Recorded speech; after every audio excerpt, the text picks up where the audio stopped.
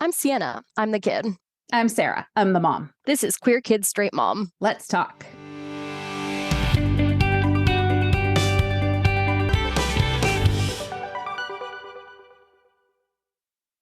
Hello, everyone. Welcome back to Queer Kid Straight Mom. Today we are talking about queer trauma in period films, inspired by the new movie on Amazon Prime, starring Harry Styles, who, as you know, if you've listened to our first episode, I have complicated feelings about, called My Policeman. It is a period film set in 1950s England, and it's about a gay policeman. Are we going to talk about that one first? Let's get started. We can talk about that one first. All right. So I didn't love this movie. I thought it was entertaining and I thought the cast did a great job. Even Harry Styles, I thought acted well. A big question that I have about this movie actually is related to something we're going to talk about in one of our other movies. So we're going to have to circle back to that, I think. But overall, I guess my takeaways were just this was pretty typical gay trauma situation where, especially from a movie from a previous time where a character who is gay is forced to live this secret life and under fear of the repercussions, which we actually see happen to some other people in the film. And it did have, I guess, an uplifting ending. So that sets it apart in one way, maybe a sort of bittersweet, happy ending, kind of. But anyway, I don't know. What are your thoughts, Sienna? Yeah, I mean, ultimately to me, it felt like it was still sort of a repeat of this formula of gay man has internalized homophobia and therefore destroys every meaningful relationship in his life. And yeah, like you said, is forced to hide and secrecy, and his boyfriend gets beat up and blah, blah, blah. And, to me, it feels like that is a story that has been told over and over and over and over again. And so my biggest issue with this movie, I guess, was just that it didn't feel like it was doing anything. It wasn't doing anything new, but it was also it was repeating this sort of tired, tragic story that everyone's seen before.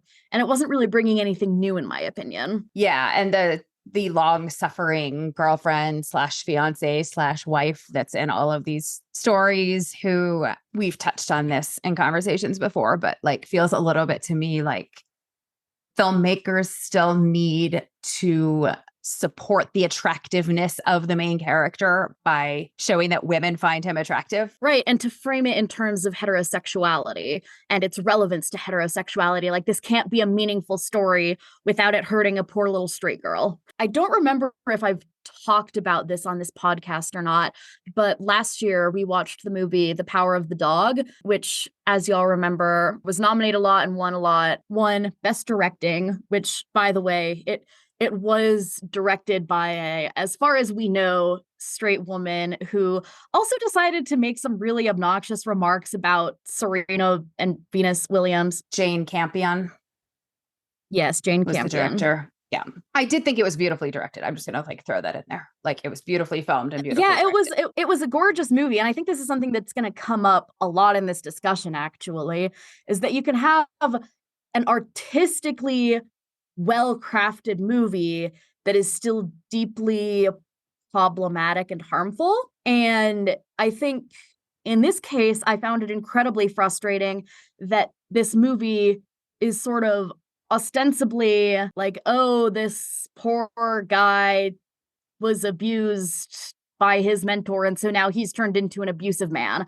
But again, it's all framed in relation to this poor straight lady who has to deal with his abusiveness, and it ruins her marriage and drives her crazy and turns her son into a murderer. And it's all framed in terms of the impact of homophobia on straight people, which is what? You're not the victim here. It's one of these things. It's a little bit yes, sexism has negative impacts on men, and it's certainly worth talking about that, but also men are not the victim of sexism. It's the same thing, right? Yeah. And it's such a tricky, we've talked about this a little bit too. It's really tricky when you have a gay villain because obviously his experiences are affecting his behavior and it's tragic. But at the same time, he's basically like grooming this woman's son, which then you're seeing, even though he's a villain, and we know, even if a tragic villain, we know he's a villain, that his behavior is supposed to be bad. You're still portraying this thing on screen that a lot of people say, see, that's what they do. And it feels like dangerous territory. Yeah. And I mean, to me, that's part of why it's so very, and I've talked about this before on here about how I'm always very cautious to be like, straight people can't do that, because it gets into that queer baiting territory really quickly. And it's just kind of icky. But, and this is again something that we're going to talk about a bit later, at a certain point when you're telling a story that is so closely tied to the abuse and allegations that queer men specifically endure, at a certain point, it's not really your place to tell that story, especially when A, it's going to reinforce those stereotypes, and B, again, you're going to turn it into, oh, this poor straight lady. Look at me. I'm the one with problems here. Yeah. So my policeman had a similar storyline of how this is hurting a woman, a straight woman. Right. Yeah. I mean, it honestly almost felt like the movie was more about her, and like it felt like she had more of a character arc than either of the queer men. Yeah. I could see that. Interesting. Just in particular, I didn't feel like there was sort of an attempt at a character arc for Harry Styles' character, but it wasn't super coherent to me. I felt like it was like, okay, so cool, this thing made him angry, and now he's still angry, 20 years later or whatever it is, and now he's less angry? Okay. Right? Like, it was sort of muddled, whereas it seemed like the real emotional core of the story and the real arc of the story was about this straight woman. How it affected her. Yeah, I mean, especially because a lot of it was flashbacks. And because she was reading the one character's journal, it really was told through her eyes. Yeah, like the flashbacks to even the parts of the two men's relationship that she wasn't there for in the moment, those were all seen through the lens of her reading the journal. Yeah. Yeah. So, yeah, I mean, it's worth, I don't know, is it worth a watch? What do we think? If only because selfishly, I want to see what other people think of it. All right, there it is. Watch it. Tell us what you thought of it. Let's talk about The Handmaiden next, only because it's the one that I have the question that I want to tie back to my policeman. So The Handmaiden, which is also a beautifully filmed movie. It's a Korean movie based on a Welsh novel by Sarah Waters, which is called The Fingersmith. It's been phenomenally reviewed by like every source that you love and respect. And I actually found it traumatic, ironically, because I think of all of the films we're going to talk about, it had the least actual gay trauma, but a whole lot of other trauma. Yeah, it's an interesting one where I think it's still queer trauma, but in a kind of weird, twisted, abstracted way. The trauma, I thought, had less to do with gayness and more to do with the ickiness of the men involved. But we both, I think, came away feeling like that made it even more jarring, that the visuals of this movie seemed to be indulging that ickiness under the pretense of condemning it. Right. It was absolutely perplexing. That, I mean, one of the things that and this is another comparison between My Policeman and The Handmaiden that we came up with. One of the things that jumped out to me immediately was the fact that there's a very explicit sex scene between the two main characters, and the entire scene is framed as, I'm trying to get you to marry this man. Here's how he's going to touch you. Here's how he's going to kiss you. Here's how he's going to talk to you, which is gross and not how queer women have sex. And what? Like, it was so catered to the male gaze, in my opinion. It felt like a man's idea of what two women would have sex like. Yeah. The review, the one review that was critical in that way, that I thought she just put this really well. It was from Slate and Laura Miller, a couple of quotes that I just thought like say this better than what I'm trying to say, but I'm not saying as well. It is also at times as icky as the male lectures it purports to condemn. But the vilification of men and their desires is not the same thing as a tribute to the eroticism of women. Yeah. And that's the thing is it takes a book that was written by a woman about how gross and awful men can be and turns it into, oh yeah, men are gross and awful. Now come watch these lesbians have sex. It made me laugh when you texted me during the movie and said, this is such a straight men's movie. And like, yeah, it's uncomfortable. Another little tidbit that I thought was really interesting is one of my roommates happens to be Korean and, watches a lot of movies. And so we've talked a lot about Korean films and stuff. And I was like, hey, I just watched this super weird Korean movie. And she's like, oh, what is it? Blah, blah, blah. And she's like, oh, that movie is like super famous in Korea. By the way, the director had an affair with one of the actresses who is 29 years younger than him. I was like, wow, that explains everything about this movie, actually. Yeah. You're like, oh yeah, I could see that. Yeah, that does add a different facet to the view of this movie. But I think that's one of the things that ties into that we had kind of the same thing with My Policeman, where in both cases, the sex is, again, framed in terms of how it relates to straight sex, right? So in this case, it's all like, this is how he'll have sex with you, blah, blah, blah. And in My Policeman, it was a little bit more subtle, but it was still very much present where there are scenes where the two men have sex. And then there are also scenes where the man and the woman have sex. And the way it's framed and the way it's sort of filmed is drawing a really direct comparison between them and like sort of contrasting them. And although it's a little bit different in terms of like, oh, look how much more fulfilling he finds having sex with his boyfriend, it's still fundamentally, in both cases, framing them as here is how it relates to heterosexuality. Yeah. This was my question. So we watched The Handmaiden and we're like, oh, this is like these two women and this is like such a male fantasy. Did you feel the same way watching My Policeman? Like, oh, is this just a straight women's movie? Are we just watching these two like well-built men together and that's like supposed to be like for women? Or do you feel like it's different? I would like to hear a queer man's perspective on My Policeman because I'm not sure that I am going to necessarily pick up on it the same way as I tend to pick up on those things with women. That makes sense. I do think that there's an added dimension when it comes to this question with queer men as opposed to queer women. I think in a lot of cases, the straight male gaze directed at queer women is very purely sexual. I find the idea of two women having sex hot. And I think there's certainly an element of that with straight women watching queer men. I think there also tends to be bit more of an emotional element when it comes to straight women watching queer men. And I'm not saying that that necessarily makes it not problematic for straight women to treat queer men as, this is a commodity designed for my gratification and pleasure.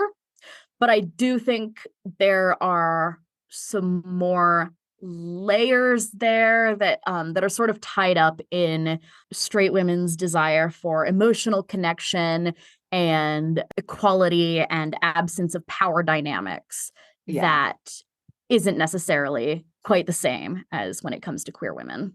I would agree with that. I mean, as a straight woman watching straight love stories, it's always this guy is like really tough, he's really hot, but like the moment when the woman falls in love with him is when she sees his vulnerability or like he's going through something. And, like that tends to be what sets him apart from like the other good looking men is like this one has a more developed emotional character because I think women like to see that. And so that makes sense to me that there's like that extra layer watching two men in a story, in a love story, that you're getting to see that sort of more emotional, vulnerable side that men have been really, I think, conditioned to not show. But that's odd considering the lengths that men will go through to attract women when all they really have to do is like just be nice and sensitive. And that's going to go a long way.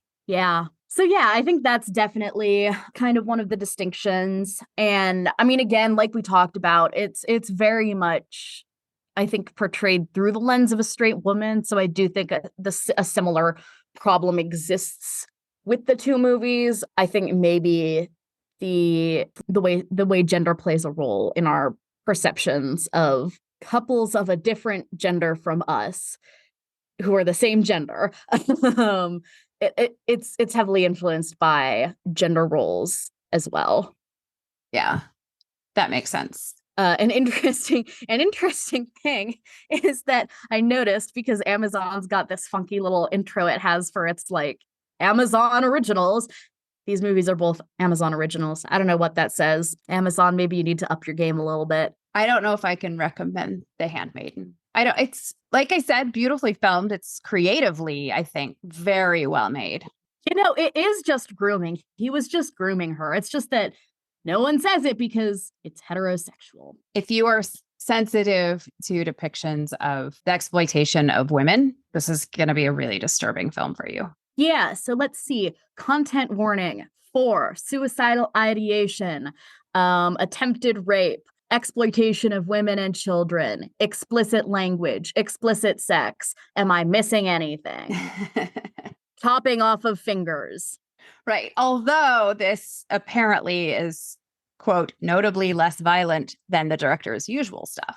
So, which there was not a ton of actual violence, but what there was it was just sort upsetting. Of steeped in implicit violence. Yeah, I think that's true. And like sexual violence, if you consider that can go way beyond actions, but like words and like forcing people into uncomfortable situations. Like there's a lot of sexual violence from in that framing. So tread carefully with this movie is the final word on that. What next?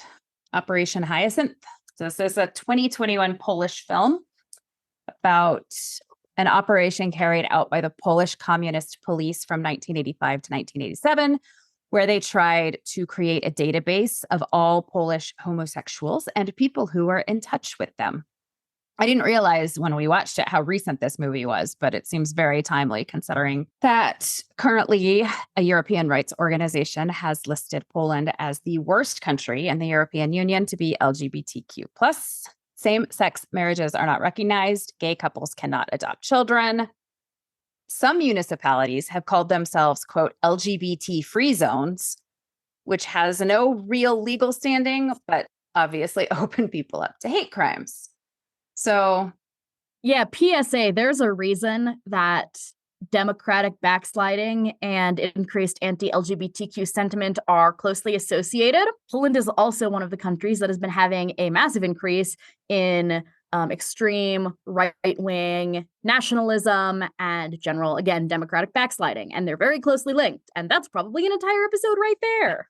Probably. So that is the basis for this film. It took me a while to get into, and then I was really into it and enjoying it. And then the ending, I felt just left me like, wait, what? It was bleak. Definitely gay trauma in this movie. Yeah, I mean, I think I probably found it the most affecting of all of the movies that we watched. It was, yeah, definitely hard to watch. There were elements that were very difficult to watch. I do think one thing that sort of made it stand apart from a lot of them was definitely queer trauma, yes, but also there were genuine elements of joy and love. You know, you saw the main character, whose name I definitely remember, but I'm just not saying. You saw the main character go to this party at his boyfriend's house and, you know, ski down the stairs for some reason. But right there, like dancing and laughing and sort of finding this whole community. And so that I think is something that made this one stand out to me, was that there was queer trauma, but also queer joy. Yeah. And it's interesting. There's some parallels with My Policeman, right? Like this main character was part of the Polish police and also was engaged to a woman. So I guess we also have that element of how it was affecting a woman, but I didn't feel like it was as central a part of the story. Yeah, that wasn't like the be all end all of the movie, right? She sort of got set aside. Like her relationship with him is like, okay, that's been wrapped up to an extent. Now we're going to finish up these two men's story. Yeah. Another thing that I think I liked better than My Policeman was that there was much more accountability, I think. I don't think that in My Policeman, he ever really had to face the fact that I am part of an institution that is systematically oppressing gay men. And like, to be honest, there was a line in there where his boyfriend's like, oh, there was this man, Michael, who I was in love with and I was with him for 5 years. And then he got beaten to death by a gang of thugs. And I legitimately thought it was going to come out that, oh, he was beaten to death by the police. And so now you have to come to terms with the fact that you're part of this institution. And then that just never happened. And I think that Operation Hyacinth did a much better job of like, I am complicit in this. I am hurting people. I have to make the choice to step away from this. Yeah. Do you think any of that has to do with the time when it took place? My Policeman during the 50s, which was such a, like, I thought the way that Harry Styles' character handled so much of that was such the like stereotypical 50s husband that when his wife would say like, is this true? Is there something going on with you two? And he would just be like, are you having dirty thoughts? You need to put that stuff out of your head and move on. You know, it was very like mansplaining and like, we're just not going to wrap it up in a box and don't talk about it. Yeah, there was a lot of like, we will not speak of this again because I said so, as opposed to this movie taking place in the 80s after a lot of social changes had happened in a lot of places where people were more aware of, you know, after Vietnam and and I know that's an American, particularly like American effect, but that stuff ripples all over the world. There were a lot of more social awareness, I guess, is what I'm saying, in the 80s than there would have been in the 50s. Do you think that there's any impact that would have had on his being a more evolved person, I guess? If this had been an American-made film, I would say that would track. But because I don't think that same effect was necessarily happening. It's a Soviet country where, I mean, people were effectively cut off from Western influence in this time period. Yeah, that's a good point. And I think that Polish filmmakers would be conscious enough of that not to sort of apply American historical periods onto Soviet Poland. Yeah, that makes sense. It was a good movie, worth watching for sure, although depressing. And like I said, I wanted more information at the end. I wanted somebody to like tell me it was going to be okay. I have decided that I am writing an elaborate sequel in my head where they escape over the border and then plan a whole heist to break people out of prison. And it's very dramatic. I do love a gay heist movie. Who doesn't? That sounds amazing. I think you should do that. All right. This one was made in the early 80s. Takes place in the 30s. Another country. If you've listened to the podcast before, you know that Sienna has given me a hard time for like not when I first saw Dead Poet Society at the age of 12 or whatever, recognizing any queer coding in it. So we have this like whole back and forth where Sienna is always informing me, yes, Dead Poet Society is so gay. It's not that you didn't understand that it was gay when you were 12. It's that we went back and watched it when you were 40 something and you were like, what are you talking about? It's not gay. No, I don't understand. I see it. Just you still see it. You like already internalized the story when you first watched it, right? And then somebody points out a different element and you're like, well, I didn't get that, but okay, I can see that. It was more like that. Anyway, I watched Another Country and texted Sienna and said, it was like Dead Poet Society, but gay, just to like push buttons, basically. And it really is. Prestigious British boarding school in the 1930s. It's based very loosely off the early life of Guy Burgess, who grew up in this setting, but then ended up being a spy for Russia or the Soviet Union, I guess, at that time, right? I thought it was really interesting how flamboyantly gay this character was, given the setting of the 1930s, and how, I don't know, there were some really interesting elements in this movie, I thought, of like how we always picture that setting being very like people are shocked by these relationships, but it was very much like, okay, everybody knows this is happening. And he was the only one being like really open about, yeah, I'm gay and these are the guys I'm attracted to. But it was fascinating that it was just like very known, but at the same time, like we know this is happening, but if we catch you, we're going to punish you really harshly for it. Yeah, well, and then there's another element also of it being sort of tolerated as long as it's accepted that it's a phase and that it's not like a real meaningful relationship, which I think I have repeatedly heard, was a pretty regular part of boarding schools, is it was kind of understood that, okay, you're going to experiment because it's a same-sex boarding school, blah, but it's not a real relationship. And as soon as you start treating it like it's a real relationship, then that's when it becomes a problem. Which he had that conversation with his best friend in this movie a couple of times, where his friend would be like, it's just a phase. No, it's not. I can't change. This is how I am. But one of the first scenes in the movie shows two boys being caught in the gym locker room, and then one of them hangs himself in the chapel as he's awaiting discipline for what happened, which is pretty traumatic.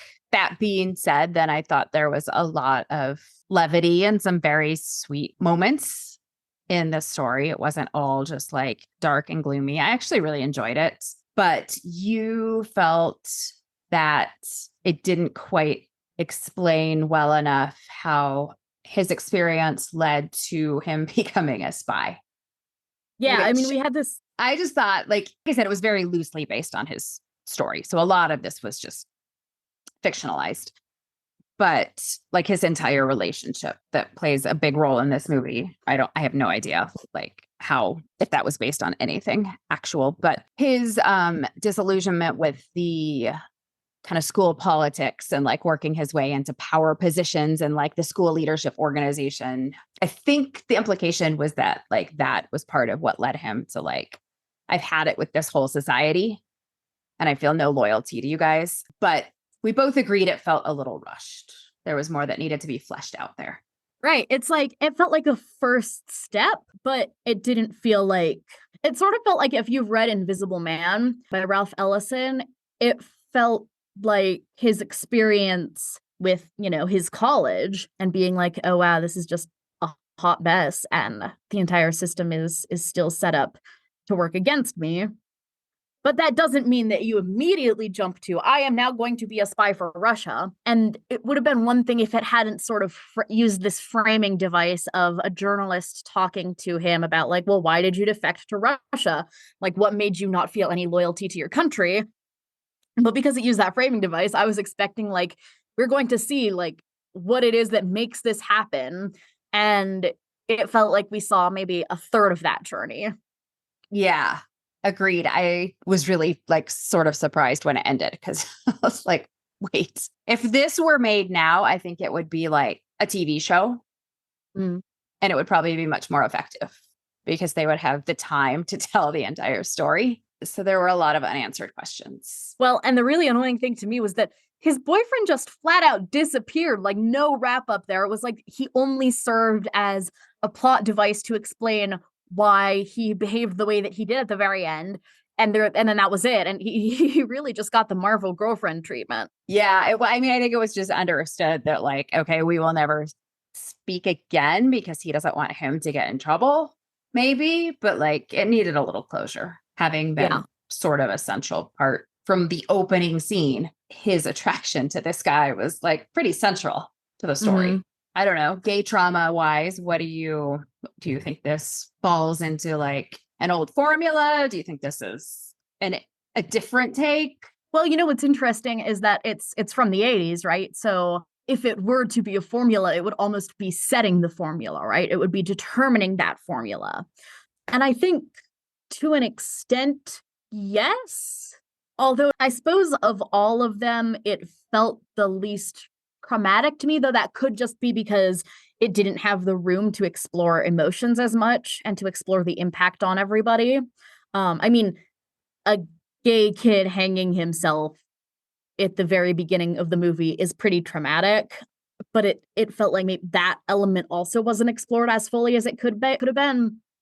Yeah. I don't know. So I think an interesting thing as well that I think has sort of been alluded to or hinted at a few times throughout this conversation is that this is a movie from the 80s and it's explicitly queer and explicitly about queerness, and the main queer character isn't a joke or a side bit or anything like he is the main character and it is about his journey. And I think a lot of times we tend to make the excuse, whether it's in the media that is created in a time period or media that is created about a time period, that, well, that's how things were back then. That's how people talked. People didn't communicate. And that's how people treated queerness. When in reality, there are all of these stories. There are people living fulfilling, meaningful queer lives. There are people having happy stories and funny stories and all of these different things going on that aren't traumatic, that don't have to be traumatic, that maybe there's an element of, oh, we have to keep this a secret, but that's not the main story of your life. And so I think it's very frustrating for me to see the excuse of, well, it's just how that time period worked. Because for straight people, maybe, but there were also always queer people saying we should have rights. We shouldn't have to live like this. I am going to choose to have a happy life. I am going to communicate with my partners. I am going to find a girlfriend who is willing to marry me so that I can be safe, but not lead her on into thinking it's a real romantic relationship. And it's very frustrating to me that we don't see those relationships depicted on screen and that it's always just, oh, everything was terrible. Everything was traumatic. Watch me die. Yeah. Again, like that is telling gay stories through a straight lens. Mm-hmm. This movie did not have a long-suffering girlfriend or wife. I actually don't remember a single woman in this. Oh, no, there mom. was the mom. Yeah, that's right. So, but anyway, it had that. It was not, I liked it. I would recommend this one. Yeah, I mean, I think it really shows that you can create meaningful stories in any time period under any circumstance, and that meaningful queer stories could exist in any time under any circumstance. Yeah, I think that's kind of what I was getting at when I said I was surprised at how open he was, that just we don't see that portrayal very often in a movie made at that time or a movie that took place in the 30s. We don't often see a character that's openly gay and everyone around him just kind of accepts it. And it's not like still like a well-liked guy. And, it was not like a defining characteristic that was a source of constant angst, I guess. Mm-hmm. And that was kind of a fresh perspective, even though it's an older movie. Mm-hmm. Felt like a fresh perspective. Our last one that we are going to talk about is The Danish Girl, which is a pretty recent movie. So much to talk about. And I think a funny little story about this movie is that I was sitting there bawling my eyes out when you texted me and said, there is so much unnecessary drama here. So we were obviously impacted differently emotionally by this movie. It's based, again, very loosely on a real person. Interesting thing about this, all of these movies, every single one of them is like loosely based on another book or another play, loosely based on someone's real life. Like every single one of them. Yeah. It's really funny. Yeah. And so this story is based on a Danish artist who is married to a woman who is also an artist and decides to transition that, its true identity is female, and so becomes Lily, and her wife stays by her side through most of this. I think this one also has that element of a lot of it being portrayed through her eyes and how it's affecting her, which, if I'm completely honest, as a straight cisgender woman watching that, like, I was emotionally impacted by that because I could see her struggle. But I think part of her struggle was unnecessary. And maybe this is what you were saying. There was unnecessary drama in that Lily's experience was portrayed in such an unhealthy way. It literally was treated like split personality disorder or something. It was treated like Lily was not just the character's true self, but another person who is coming to visit for a little while.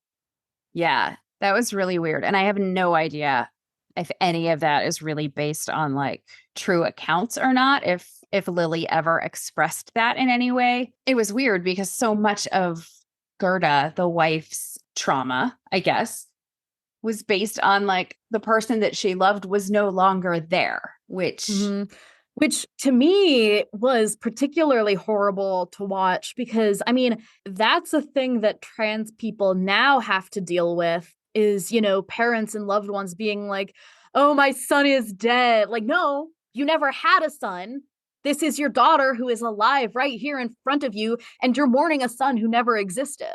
Do you think, this is just like a random thought that popped into my head, do you think the term dead name is problematic from that perspective?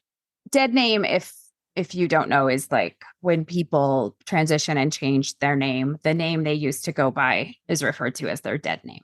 Yeah, that's an interesting point. I have always viewed it as more like the name is dead, or this sort of persona, this kind of lie is dead.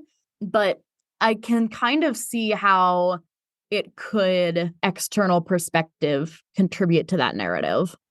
Because it is like it feels like that person is gone, which is exactly what is not supposed to be projected. I've always preferred the term old name, but I do know a lot of trans people use the term dead name. I think because it feels, again, fulfilling in terms of I no longer have to pretend to be this person. Right. But yeah, I definitely see your point. That's a whole different tangent, but which we often find ourselves drifting into tangents. I did find it very interesting that Gerda was allegedly a lesbian. So to your point, like Lily's transition should not have affected the relationship in that way. But I do think that problematic aspect of it being like an entire personality change was sort of the reason it didn't work rather than the gender issue. Yeah, well, it was weird. And certainly it can be that when you transition, you can learn new things about yourself, your sexuality, your personality, that from an external point of view might look like, wow, this is a completely different person. When in reality, you're just sort of learning more about yourself and finally feeling open to behave in the ways that you weren't allowed to behave before.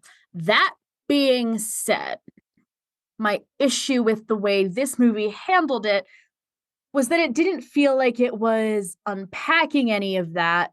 It didn't feel like it was nodding to that. It more felt that it wasn't considering it and was using Lily's gender identity as a sort of sloppy way of saying, this is where all of her problems come from. And this is where all of her life problems and relationship problems come from, which is not inherently true for any trans person. And it felt like there were also elements that the movie just did not even consider. Like, it did not consider the fact that Lily and Gerda could have gone on to have a happy, meaningful, fulfilling relationship. There are definitely transgender women who come out and are like, look, I have been not living honestly, and I don't feel like this is a good relationship for us to be in anymore.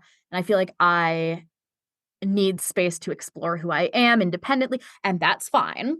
And that's perfectly healthy. But none of that was explored or considered. It felt like it was just, I am a woman, therefore this relationship cannot work. Yeah. Which, like, transgender lesbians exist. Well, and also what you said, like that it was portrayed as a mental illness. And that was a big part of why it couldn't work, was because Lily's transgenderism was like such emotional baggage. Yeah, all of a sudden it was like Gerda went from being a spouse and a lover to a caretaker. Yeah.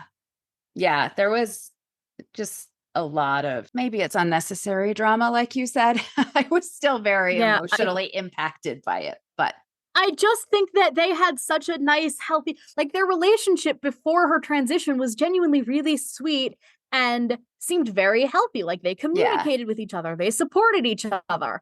Right. And then the fact that that just disappeared because she was trans, that doesn't make any sense. It would be interesting to know how their split actually played out in real life. So Lily was one of the first people to undergo sex reassignment surgery. The real Lily actually underwent 4 different surgeries. So in the movie, I guess if you do any research, you kind of know how it all ends. So in the movie, Lily dies after one of these procedures. So in reality, the last surgery was to implant a transplanted uterus because Lily was hoping to maybe be able to have children with her fiance. And her body rejected the uterus, which led to heart failure. And that was how she died in real life. In the movie, it was that like she was in such a hurry to like get through all of this, that to make the transition complete, that she had surgeries too close together. And that was what killed her, that her body wasn't ready. Right.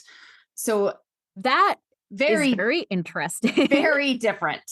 I don't know. Very different cause of death, I guess. It's quite fascinating to me, actually, that they would remove that, because there's a scene in the movie where she is talking to another woman at this like healthcare facility where the woman's like, "Oh, are you pregnant?" And she's like, "No, I'm having a surgery to cure something that's wrong with me." And the woman's like, "Oh, will you be able to have children afterwards?" And she's like, "I don't know." And I'm like, "No, that's not how that works." I know. I was like, surely you know.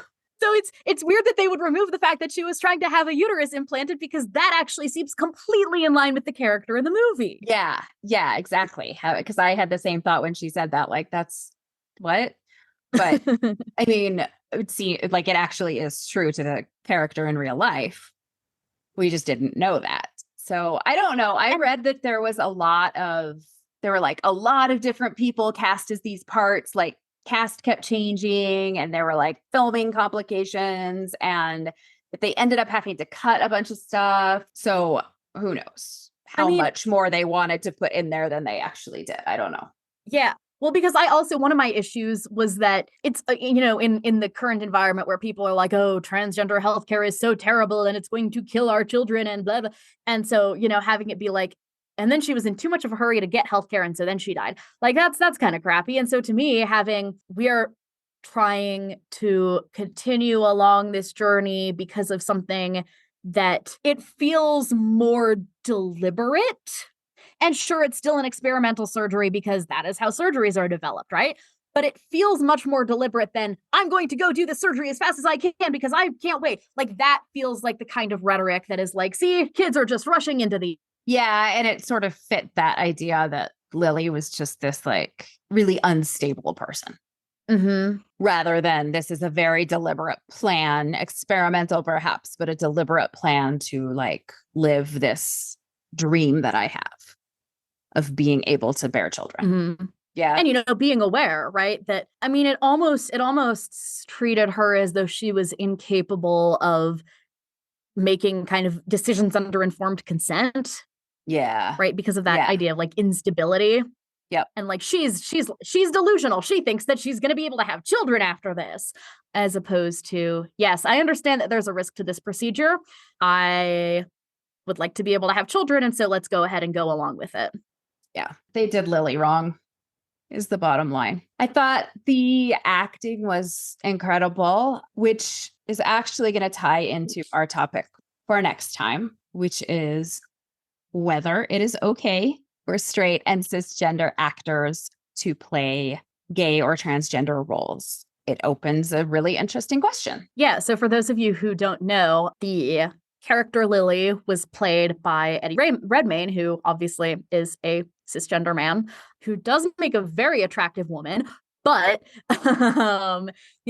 obviously does not have that lived experience and is sort of putting on a transgender identity as opposed to something that he has actually lived, which, aside from the questions of trying on people's identities and taking roles from people who actually have that identity, also I think is a concern because it furthers the idea that trans women are actually just men playing dress up. Yeah. So as we are closing things up, let's just talk about why it matters to talk about these movies that are so imbued with trauma in a historical setting, because we've talked a lot about them and we've talked about, how traumatic they are and how balanced that trauma is with joy, etc. But I'm sure some of you are wondering, okay, but like, why does it matter? There are lots of sad movies out there. Why does it specifically matter to be talking about queer ones? And to me, it's kind of funny. I actually happen to love a good sad movie. I kind of like things that are bummers. I like drama and angst when it's necessary. Specifically, I don't like unnecessary drama. Please communicate. But I love a good gay tragedy. It's combining gay with tragedy, two of my favorite things in media, right? But it's also kind of problematic because we didn't have to be like, what are good gay tragic movies that are also period films? All we had to do to find these movies was Google queer period films. Because as I sort of touched on earlier, queerness in history is treated as something that must have been inherently always tragic and something that always had to be kept hidden and treated as this dirty little secret and must have made people's lives so terrible and miserable.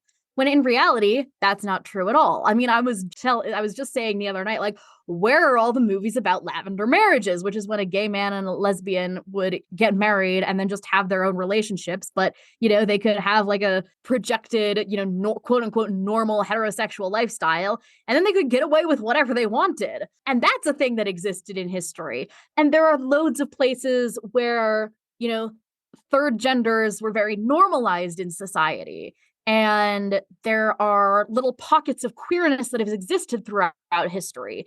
And we don't see movies about those. We only see movies about the poor gays who had to stay so sad and hidden. Not only is that historically inaccurate, but for queer people who are just discovering their identity, it's also very problematic to be only showing the bad things that can happen and the risks of your quote unquote lifestyle. And yes, sometimes you just want to curl up and watch a sad movie and cry. But as queer people, we also have the right to find a movie that will make us laugh and will make us happy. And straight people get to do that. There are loads of historical comedies about heterosexual people. And so the fact that those are so few and far between for queer people is not only, again, historically inaccurate, but it also sets queer people up for trauma and failure and unhappiness. What we see in media reinforces, it creates a cycle of how we behave and how we see ourselves in real life. That's very well said. We're really interested in other people's perspective on this. So let us know. And on these hot summer days, if you need an excuse to sit in the air conditioning and watch some movies, please do use as your excuse that Queer Kid Straight Mom. Would love to hear your perspective on some of these things that we've talked about from these films. And like we said, next time we are going to discuss straight actors in queer roles and whether that's okay, why it is or isn't okay, maybe talk about some examples. So please join us for that. Take care. Stay cool. We'll catch you next time. Bye. If you found this podcast helpful, interesting, or just mildly amusing, please consider rating and reviewing us on your podcasting platform of choice. It really helps us to get the word out there and spread this information as far as we can. And as always, check out our website at queerkidsstraightmom.com or visit us on Facebook, Queer Kid Straight Mom, Instagram at queerkid.straightmom, or Twitter at queerkidstr8mom. And if you're feeling especially generous, please consider joining our Patreon by searching Queer Kids Straight Mom. It helps us fund this podcast.